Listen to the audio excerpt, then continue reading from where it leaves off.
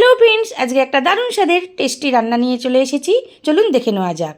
Broccoli আলু ছোট ছোট করে কেটে নিয়েছি। ব্রোকলি এখন শেষ হয়ে যাচ্ছে, তাই একটুখানি চিংড়ি মাছ ছিল, ওটা দিয়ে একটা রান্না করে নিলাম।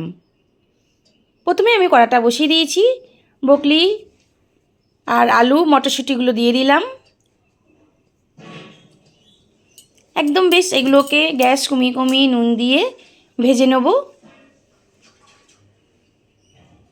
দেখুন, এবারে আমি ওটাকে নামিয়ে নিচ্ছি। ওই তেলের মধ্যে আমি একটুখানি চিংড়ি মাছ যেগুলো ছিল সেগুলোকেও দিয়ে দিচ্ছি।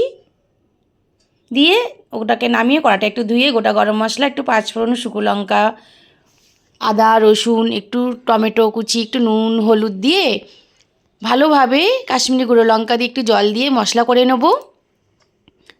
এবারে ভেজে রাখা ব্রোকলি আলু চিংড়ি মাছ সব একসাথে দিয়ে কষে নিচ্ছি।